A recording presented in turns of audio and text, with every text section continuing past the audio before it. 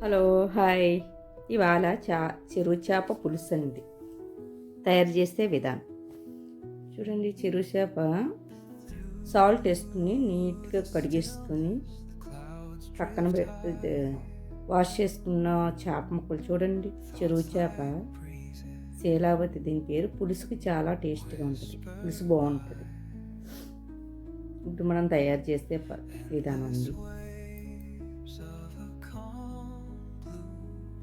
Salt వేసేసుకోవాలి, ముక్కలకి బాగా పడుతుంది అనమాట. సాల్ట్ వేసుకుని కారం వేసేసుకోవాలి. కారం కూడా ఎక్కువే పడుతుంది చేపల పులుసు కాబట్టి. పసుపు, గరం మసాలా,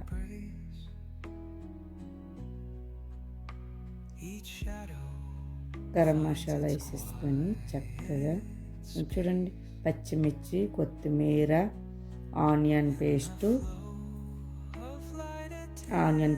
అల్లం వెల్లుల్లి పేస్టు, మనం చింతపండు పులుపు తయారు చేసి పక్కన పెట్టేసుకొని చక్కగా ఇవి కలిపేసుకొని మ్యాగ్నేట్ చేసేసుకొని మూత పెట్టుకుని పక్కన పెట్టేసుకోవచ్చండి. మూత పెట్టేసుకుని పక్కన పెట్టేసుకుంటే అప్పుడు మనం చూడండి తగినంత ఆయిల్ వేసుకోవాలి చేపల పులుసుకి. బాగా మరిగిన తర్వాత మనం ఆనియన్ పేస్ట్ వేద్దాము. పచ్చిమిర్చి ఆనియన్ పేస్ట్ వేసి బాగా వేపాలి.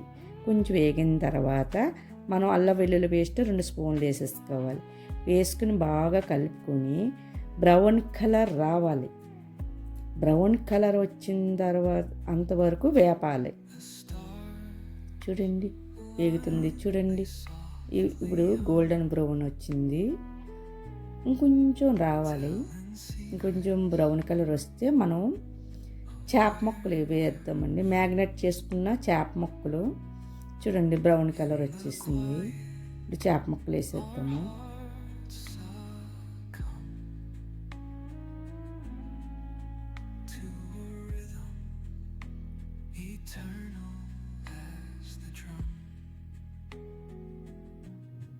మ్యాగ్నేట్ చేసుకున్న చేప వేసేసి నీట్గా చూడండి ముక్కలు తిని సమానంగా పేర్చుకొని మూత పెట్టేయాలి.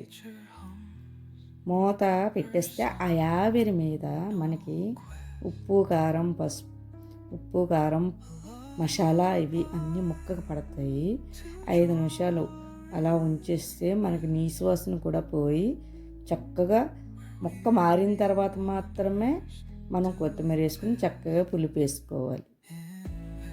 చింతపండు పులుపు వేసేద్దామండి. చూడండి ముక్క మారింది కదా, చింతపండు పులుపు వేసేసుకోవచ్చు. చింతపండు పులుపు వేసేసుకుని మనం తగినంత వాటర్ యాడ్ చేసుకుని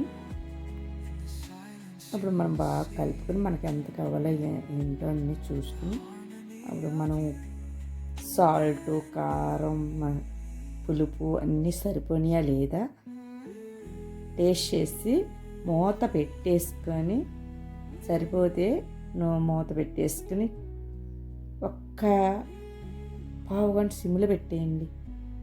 ఎందుకంటే మనం సిమ్లో ఉడికితేనే చాలా పులుసు టేస్ట్గానే ఉంటుంది, ముక్క కూడా విడిపోదు. అయిలో మాత్రం చేపల పులుసు పెట్టకూడదు, ముక్క విడిపోద్ది. చూడండి ఉడికిపోయింది. కొత్తిమీర వేస్తాను. ఓకే అండి, బాయ్ అండి.